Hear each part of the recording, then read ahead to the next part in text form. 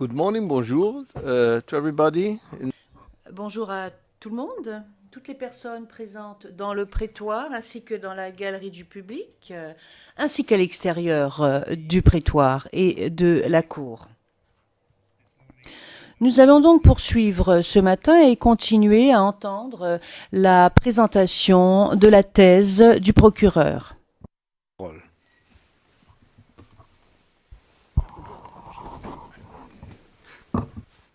Mr. President, Madame Bensouda, Monsieur le Président, le bureau du procureur est représenté par la même équipe et c'est donc Monsieur MacDonald qui va reprendre le fil de sa déclaration liminaire. Monsieur MacDonald, bonjour. Bonjour, Madame, Messieurs les juges. Hier, j'avais indiqué, lorsque j'ai demandé que nous levions l'audience, j'avais informé la Chambre, disais-je, que j'allais poursuivre en parlant de l'incident ou de l'événement du 16 décembre. Mais avant de le faire, j'aimerais vous parler en quelques termes de la radio-télévision ivoirienne ou de la RTI, comme elle est connue. Et c'est ainsi que nous l'appellerons en l'espèce, la RTI. La RTI était la principale antenne de diffusion de la Côte d'Ivoire. Elle était contrôlée par M. Gbagbo et avait une importance stratégique essentielle pour son régime. Car à partir de l'ascension de M. Gbagbo au pouvoir jusqu'à son arrestation, M. Gbagbo, M. Blé Goudé et les autres membres de l'entourage immédiat de M. Gbagbo ont eu recours à la RTI pour diffuser leurs messages. La RTI était le vecteur principal par le truchement duquel M. Blé Goudé a mobilisé les jeunes, a annoncé ses ordres et a donné ses consignes aux jeunes. Le camp Ouattara était bien entendu parfaitement conscient du rôle joué par la RTI dans le soutien qu'il apportait au régime de M. Gbagbo, ce qui fait que le nouveau Premier ministre nommé par M. Ouattara, M. Guillaume Soro, a annoncé le 13 décembre 2010 que le gouvernement de M. Ouattara allait se rendre dans les locaux de la RTI à Cocody, et ce afin d'y installer un nouveau directeur. Cela devait se passer le 16 décembre. Alors nous allons maintenant vous montrer des clichés.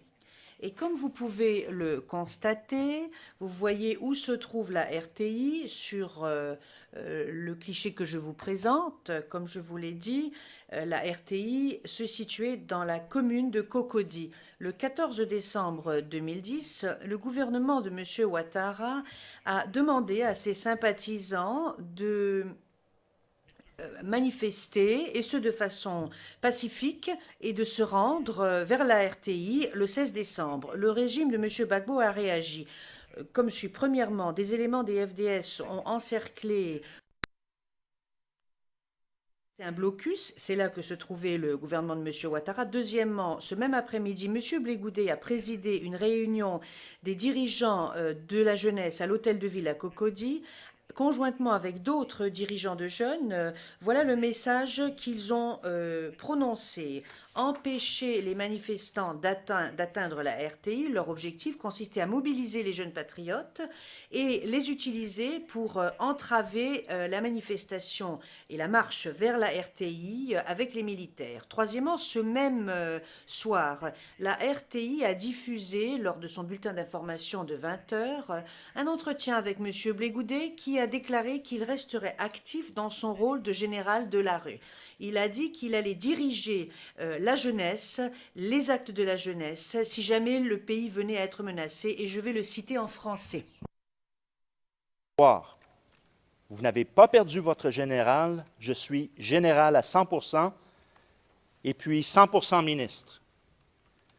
Ça veut dire clairement que je travaille à donner de l'emploi aux jeunes, mais en même temps, quand j'aurai le sentiment que mon pays est menacé, qu'on veut déstabiliser mon pays, j'enlève ce costume, je mets ma casquette noire et j'oriente les choses.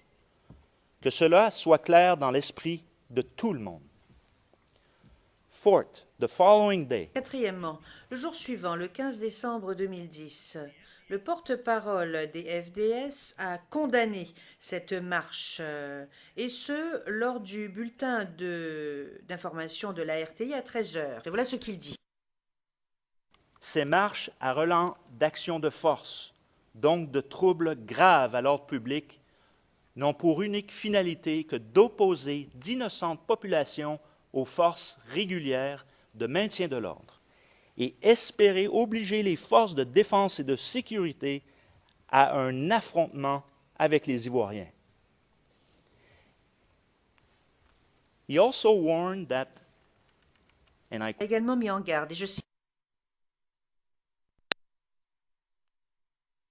et de sécurité de Côte d'Ivoire tiennent M. Choi pour responsable des conséquences imprévisibles qui pourraient résulter de ces actions projetées. And so the FDS donc, le message des FDS est une menace voilée et est une justification planifiée pour les actes violents et les crimes commis contre les manifestants civils pacifiques le 16 décembre. Ils l'ont fait cela même avant que la marche ne commence. Cet acte de dénégation s'inscrivait d'ores et déjà dans le plan commun. Cinquièmement, l'après-midi du 15 décembre, M. Blé Goudet prononce un discours à Trècheville. Et il répète le même message agressif contre les pro-Ouattara et contre l'ONUCI. Et je cite à nouveau. de route qui a été donnée à l'ONUCI, qui a été donnée à la Force Licorne, qui a été donnée à Guillaume Soro, était très claire. Enlevez M. Gbagbo. Je vous informe, M. Choi et l'ONU et la France préparent un génocide en Côte d'Ivoire. And he added, Ajouté. l'ONU que nous avions jusque-là considérée comme une force de paix vient de démontrer clairement qu'elle n'est plus une force de paix en Côte d'Ivoire, qu'elle est une force belligérante et qu'elle est une force d'occupation. C'est Choi qui organise la rébellion. C'est lui qui donne les idées à la rébellion. Donc Choi est considéré désormais comme un And your honors, the Et messieurs les juges, la foule lui répond à l'unisson et dit « rebelle ». Alors, vous avez donc ces formules menaçantes, ces formules qui ne peuvent avoir qu'un objectif, à savoir inspirer la violence. Monsieur Blé Goudet a essayé de s'absoudre de la responsabilité pour la violence qui s'est ensuivie en disant qu'il allait déloger Soro et Ouattara à main nue. Et il montre ses mains vides à l'intention de la foule, ce faisant galvanisant les groupes de jeunes comme il l'avait fait entre 2003 et 2006. Madame, Messieurs les juges, à main nue, qu'entendait M. Blé Goudet? Il entendait sans l'utilisation, sans avoir recours aux armes. Mais ce sont des propos qui étaient calculés et dénués de sens, au vu de ce qu'il a également dit. Parce qu'il a également dit... Nous reviendrons en fait plus tard lors de cette intervention sur ce message de ce combat à main nue, ainsi que pendant le procès. Et puis en dernier lieu, le soir du 15 décembre, M. Gbagbo rencontre le chef d'état-major de l'armée, M. Philippe Mangou, le chef de la gendarmerie, M. Kassaraté, et le chef de la police, M. Mbia. Mesdames, Messieurs les juges, ces efforts coordonnés de la part de messieurs Gbagbo, Blé Goudet et de l'entourage immédiat de monsieur Gbagbo ont abouti à la commission des crimes qui sont reprochés, et ce eu égard au premier événement du 16 décembre. Nous allons maintenant vous montrer un cliché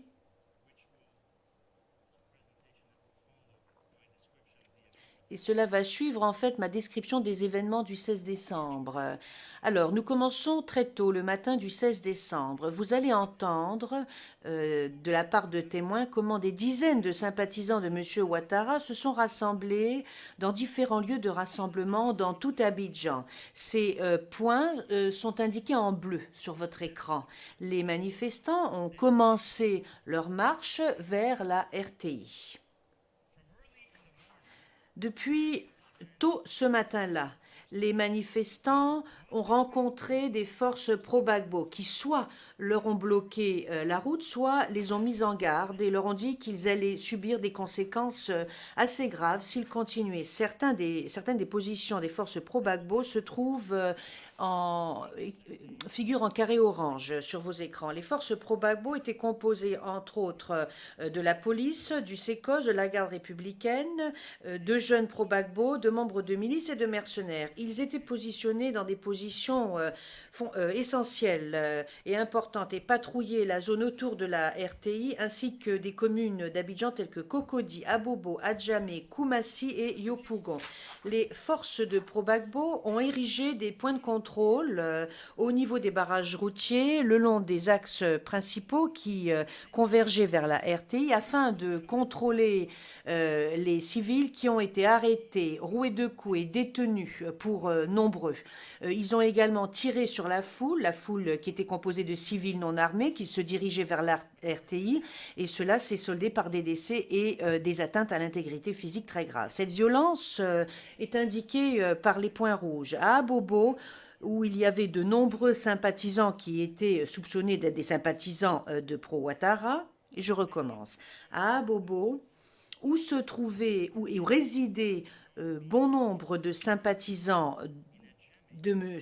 Ouattara et où ont eu lieu la réunion. Vous avez donc, cela est indiqué, vous avez également Adjamé le long des axes principaux tels que l'autoroute d'Abobo et la route du Zoo.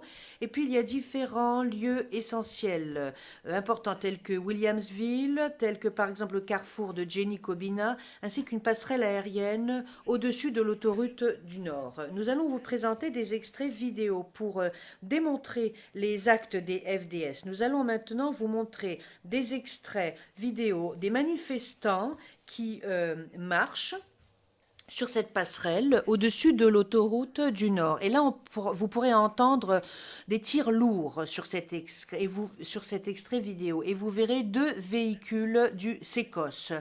Madame, Messieurs les juges, ces manifestants se contentaient tout simplement de montrer leur soutien pour M. Ouattara alors qu'il marchait lors de cette marche vers la RTI. Et vous allez voir donc l'arrivée des véhicules du SECOS.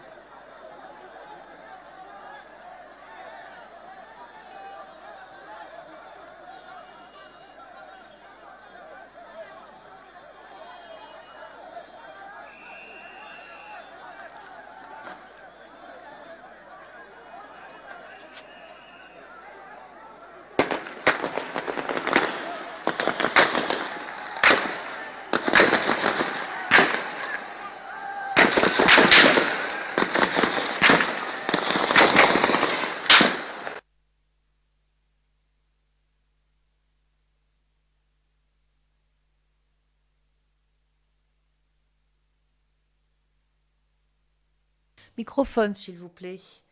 Monsieur McDonald parle sans microphone. Entre-temps, ou pendant ce temps-là, à Cocody et au niveau de tous les carrefours autour de la RTI, la présence des forces de sécurité a été lourdement renforcée. Les forces pro-Gbagbo ont ouvert le feu sur la foule des manifestants, et ce, dans de nombreux lieux à Abidjan. Je vais maintenant vous montrer un extrait d'une vidéo qui a été filmée au carrefour entre le boulevard Latry et la rue du lycée technique.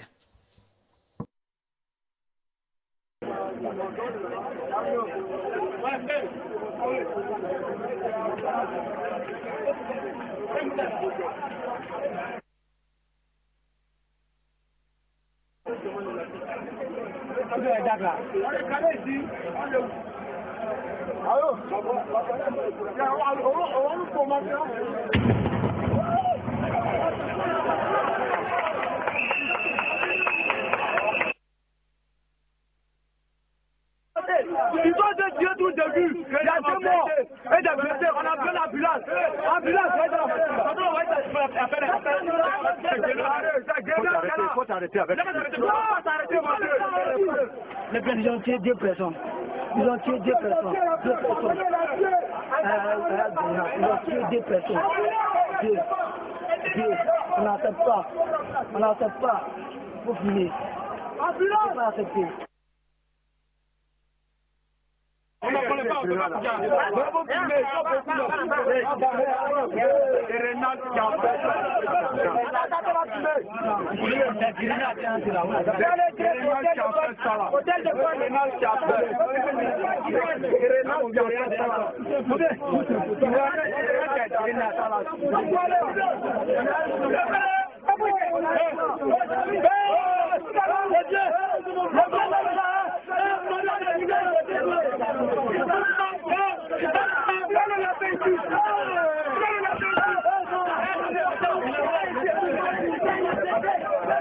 Il est mort.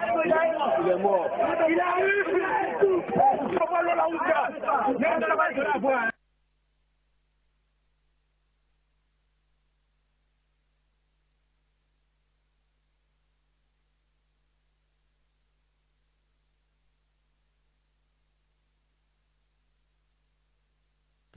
As the Comme l'image que vous voyez sur l'écran, est-ce que nous pourrions la voir, cette image, je vous prie? Comme cette image vous le montre, ces crimes, comme ce cliché vous le montre, ces crimes se sont passés dans tout Abidjan le 16 décembre. Vous entendrez également 5 femmes qui ont été arrêtées ce jour-là alors qu'elles se dirigeaient vers la RTI. Et elles vous expliqueront comment elles ont été violées par les forces pro-Gbagbo. Tous ces témoins, à l'exception d'une, ont été détenus pendant des heures en compagnie d'autres victimes. Comme le procureur l'a indiqué dans sa déclaration liminaire, certaines ont subi plusieurs viols, d'autres ont subi des viols collectifs, parfois en présence d'autres. Alors qu'une victime demandait à être épargnée, son violeur lui a dit, et je cite en français, « président Alassane de vous venir en aide puisque c'est pour lui que vous marchez. » The violence and La violence et la persécution ont continué les jours qui ont suivi les tueries du 16 décembre, et ce dans différents quartiers d'Abidjan. Mesdames, Messieurs les juges, à ce moment-là, pendant cette période, les FDS ont essuyé des pertes loin du siège de la RTI lors d'affrontements qui n'avaient rien à voir avec les manifestants. Toutefois, des documents originaux que nous avons saisis se ciblaient sur les pertes essuyées par les FDS et minimisaient les pertes des civils, pertes qui se sont produites ce même jour, et ce dans le contexte des manifestations. Ce même après-midi, M. Gbagbo a réuni son cabinet.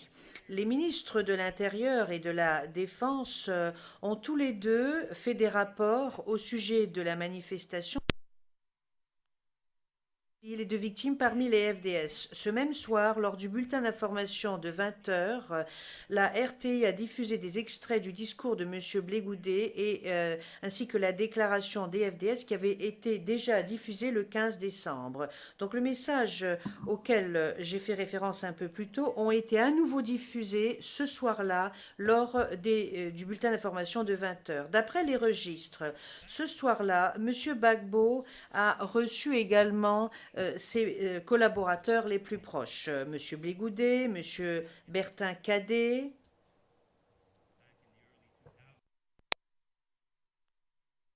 la Défense pendant une période, M. Alain Dogou, le président du FPI, M.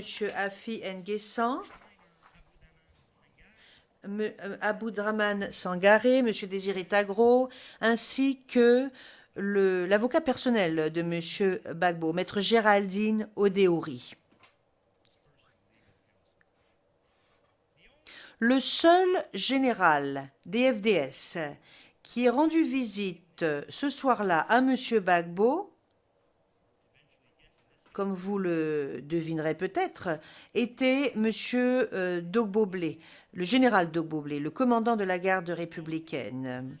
Toutes ces personnes dont je viens de vous donner le nom faisaient partie de son entourage immédiat et de la structure parallèle. Et le 17 décembre, M. Blé Goudé s'est rendu auprès de M. Gbagbo et la visite dura quasiment 6 heures. Les sympathisants de M. Ouattara ont essuyé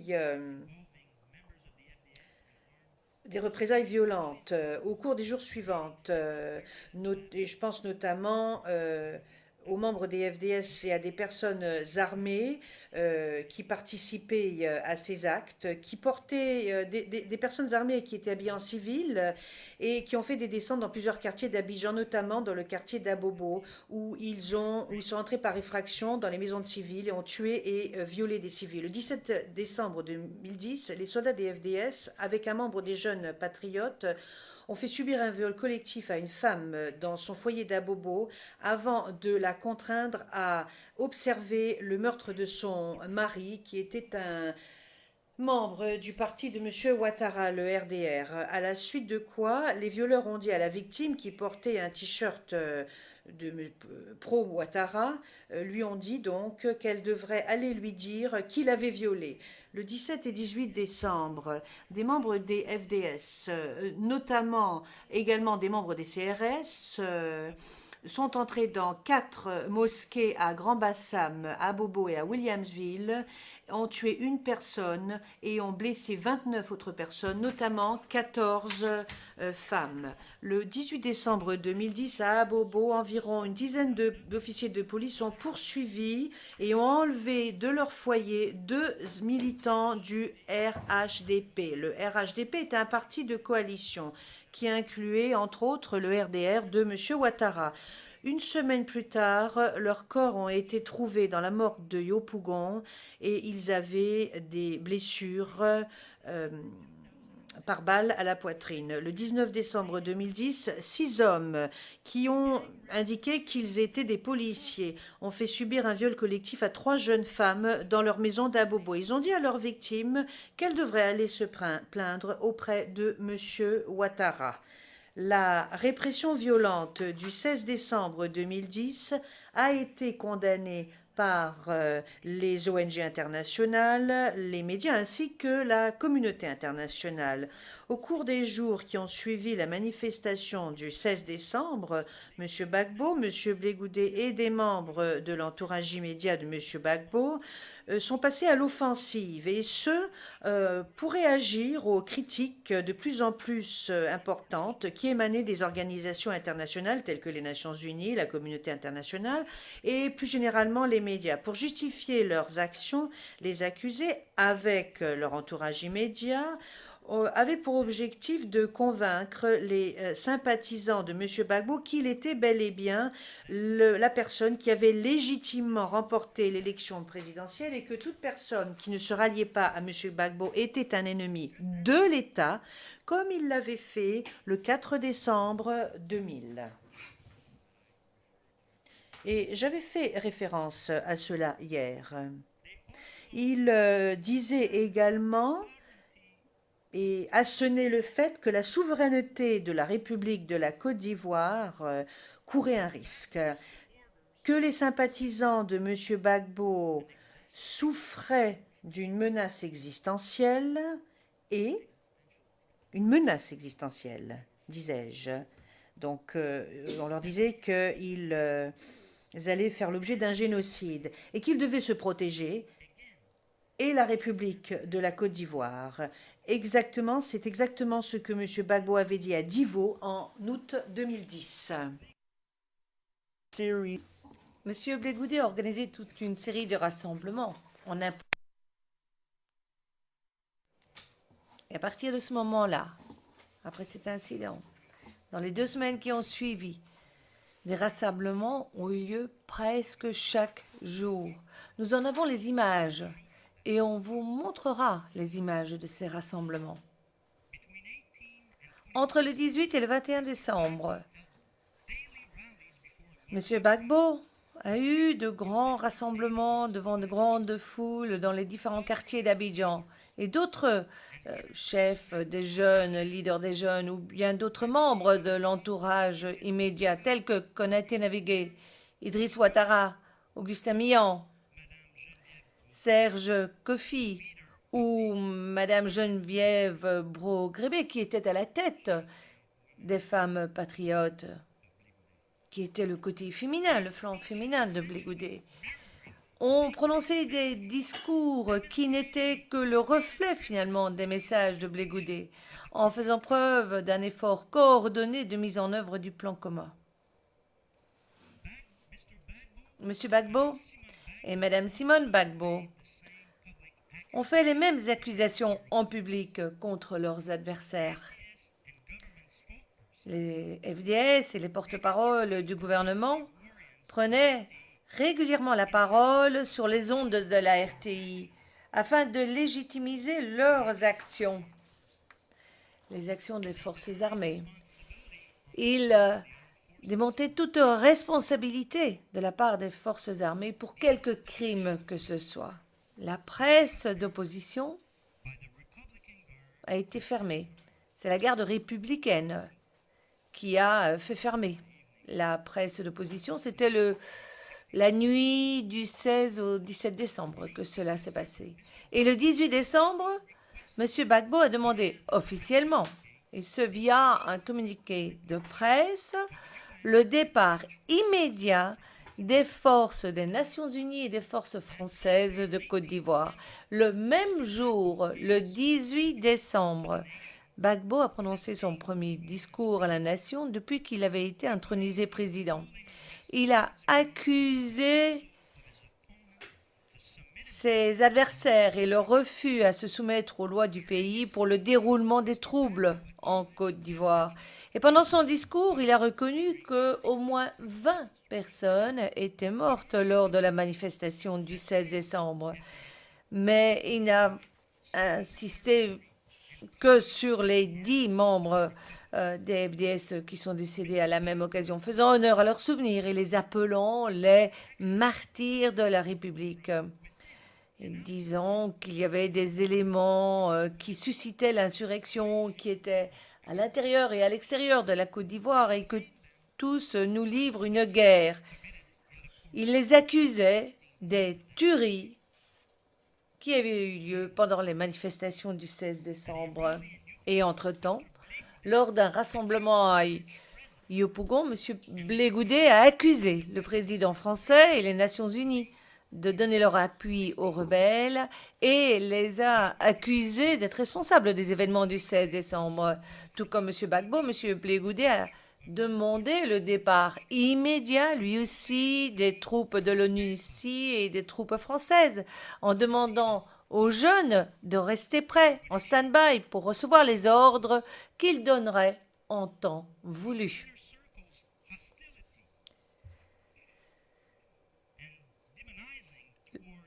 L'hostilité et la diabolisation par l'entourage immédiat des forces de l'ONU est due à plusieurs facteurs que je vais vous expliquer. D'abord, les Nations Unies, comme je vous l'ai dit hier, a reconnu légitime des élections et président de Côte d'Ivoire. Deuxièmement, les Nations Unies avaient une opération de maintien de la paix en Côte d'Ivoire d'assez grande ampleur et aussi à Abidjan et patrouillaient les rues.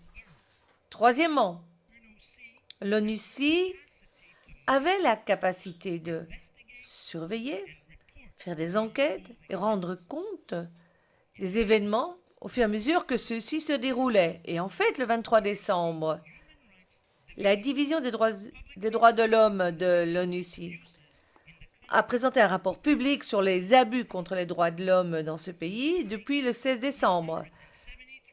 En ce compris 173 cas d'exécution sommaire. Et ça a été démenti en public 2 jours plus tard par le ministère de l'Intérieur. Le 23 décembre, La majorité des organisations internationales ou africaines telles que les Nations Unies, la CEDEAO, l'Union africaine avaient toutes, avant le 23 décembre, en fait reconnu Ouattara comme le président légitime de la Côte d'Ivoire. Et malgré tout, Gbagbo et son entourage immédiat ont continué à condamner ouvertement ceux qui soutenaient Ouattara et à attaquer verbalement ceux qu'il avait reconnus comme président. Le 24 décembre, les leaders de la Communauté économique des États d'Afrique de l'Ouest, la CEDEAO, a fait part de son inquiétude devant la détérioration rapide de la situation, en avançant que si Gbagbo n'acceptait pas les appels qui étaient lancés par la CEDEAO de démissionner, il ne leur resterait aucune autre alternative que de prendre d'autres mesures, en ce compris le recours à la force légitime. Et ça, c'est la CEDEAO qui le dit. Le 28 décembre, les présidents du Bénin, de la Sierra Leone et du Cap-Vert se sont rendus en Côte d'Ivoire et ont rencontré à la fois M. Gbagbo et M. Ouattara. Dans un entretien révélateur, enregistré le 29 décembre et diffusé sur antenne le 31 décembre, M. Gbagbo énonce très clairement qu'il ne croit pas vraiment que la guerre puisse aboutir à une guerre civile, mais que la pression incessante de ses adversaires politiques, en ce compris les Nations Unies, ne fait que augmenter le risque de confrontation. Et je le cite. Et je crois qu'il faut prendre bonne note de la réponse qu'il a donnée quand on lui rappelle que la situation est des plus tendue. Il répond « Ce n'est pas la première fois qu'il y a des tensions en Côte d'Ivoire. » Quand on lui demande si la communauté internationale continue à exercer des pressions, finira-t-il par démissionner dans cet enregistrement? D'ailleurs, vous le verrez, qu'il fait preuve d'une certaine désinvolture. Et il répond bah, pourquoi est-ce qu'il exercerait une telle pression qui serait injuste sur moi? Et à la fin de cette interview, Gbagbo vous ramène dans ses discours qui ont animé toute sa campagne quand il déclare la chose suivante. J'ai déclaré au peuple de la Côte d'Ivoire au début de ma campagne qu'ils auraient le choix entre un candidat pour la Côte d'Ivoire et un candidat pour les étrangers. Ça peut paraître être une caricature, mais c'est la réalité. Et ces discours du mois de novembre, ils existent. Et c'est exactement ce que disait M. Gbagbo en novembre 2010. Un président pour la Côte d'Ivoire ou un président pour les étrangers? En fait, tous étaient conscients que les partisans de Ouattara seraient et étaient délibérément persécutés pour des motifs politiques, ethniques, nationaux ou religieux. Et cette interview que nous vous présenterons et que nous verserons au dossier est très révélateur, puisque c'est dans cette interview que l'on a la démonstration que même le 29 décembre, M. Gbagbo n'avait aucune intention, tant s'en faut, de démissionner. Le 29 décembre, M. Blé Godet lance un appel à la jeunesse et aux jeunes pour qu'ils envahissent l'hôtel Golf Hotel à main nue et afin d'en déloger Soro et tous ceux qui y étaient présents. Le 31 décembre 2010, le haut commissaire des Nations Unies pour les droits de l'homme écrit à M. Gbagbo et à plusieurs de ses hauts commandants des forces armées pour les informer de leurs obligations à la lumière des droits de l'homme internationaux et du droit humanitaire. Et vous avez ici à l'écran une de ces lettres qui a été envoyée à l'un d'entre eux et que l'on a retrouvée à la résidence de M. Gbagbo. C'était un courrier envoyé à M. Blé Dogbo. Et M. Gbagbo n'a jamais, à aucun moment, fait quelques tentatives, un tant soit peu sérieuses, soit de condamner publiquement ces crimes, de procéder à des enquêtes, de façon à retrouver ceux qui étaient responsables. Et ce, pendant la période des élections ou post-électorales. D'ailleurs, j'y reviendrai plus tard quand on se penchera sur les éléments de la responsabilité pénale. Et donc, ce sont toutes ces actions coordonnées qui étaient menées pour maintenir Gbagbo au pouvoir, qui se sont poursuivies jusqu'en 2011. Et Blé Goudé a continué à mobiliser ces jeunes pour des rassemblements en janvier, en mobilisant les jeunes et en leur disant de rester prêts à recevoir ces instructions. Et le 4 janvier, d'ailleurs, lorsqu'il il était interrogé par la TV française, France 24, et qu'on lui demande ce qu'il en est des mobilisations, et quand on lui parle des exactions qui ont été commises, et quand on lui parle de ces 173 morts du côté de Ouattara, quelle est sa réaction? Il accuse les partisans de Ouattara, qui sont ceux qui ont introduit la guérilla urbaine dans le pays. Le 5 janvier 2011, à Koumassi, Blé Goudé informe les jeunes que cette menace à envahir l'hôtel Golf Hotel a déclenché une réaction des représentants africains qui lui ont demandé de donner une chance au dialogue. Alors, il demande à ces jeunes d'attendre, de rester calmes, de résister à la provocation et de rester à l'écoute du général, en français dans le texte. Encore une fois, Blé Goudé fait preuve là de tout le poids qu'il a sur ces jeunes. Cela montre aussi les efforts coordonnés entre M. Gbagbo et son entourage immédiat. Dire aux jeunes d'attendre, d'être prêts. Mesdames, Messieurs les juges, c'est en janvier aussi que l'on voit le point de basculement des opérations des FDS à Abidjan. L'armée a commencé à mener des opérations aux côtés des forces de l'ordre. Ils ont commencé à lancer des raids, et tout particulièrement dans le quartier PK18 à Abobo, où des groupes de résistance locaux avaient commencé à émerger et qui se sont organisés de plus en plus dans les semaines qui ont suivantes. Et ces groupes, par la suite, quand on parlera d'eux, on y fera référence en parlant des commandos invisibles. Et le 11 janvier, en fait, lors d'un raid, le FDS a été attaqué par des assaillants du PK18. 8 personnes sont mortes, dont 2 des FDS. Et nous avons là des incidents qui se multiplient, une démarche de plus en plus robuste par Gbagbo et par les membres de son entourage immédiat afin de rester au pouvoir. Nous avons là une campagne orchestrée d'appui au FDS. Et par exemple, le jour suivant, le 12 janvier 2011, la CEMA, Philippe Mangou, annonce à la télévision d'État que les attaques armées contre les FDS étaient, et je cite, presque des actes de guerre. Les FDS se considéraient comme étant presque dans une position d'autodéfense et dès lors s'octroie le droit de réagir à partir d'aujourd'hui avec tous les moyens à sa disposition à toute attaque de quelque côté qu'elle provienne. Il annonce qu'un couvre-feu a été ordonné et que celui-ci commencera à Abobo et à Niamama. Ce sont 2 communes et devrait se poursuivre jusqu'au 15 janvier. Le même soir, le haut commandement des FDS a rencontré M. Gbagbo à la résidence présidentielle. M. Blé Goudé, d'autres membres du cabinet ont participé à cette même réunion. Toute cette réunion, d'ailleurs, a été versée au registre le 13 janvier. Une réunion du cabinet a eu lieu en présence de M. Gbagbo.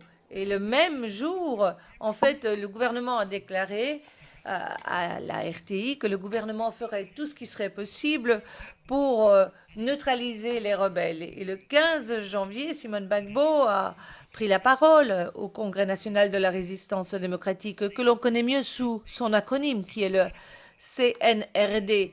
C'est une plateforme politique sous la présidence de Mme Gbagbo, dans lequel on retrouve d'ailleurs Blé Goudé et d'autres partis pro-Gbagbo et des organisations de jeunesse.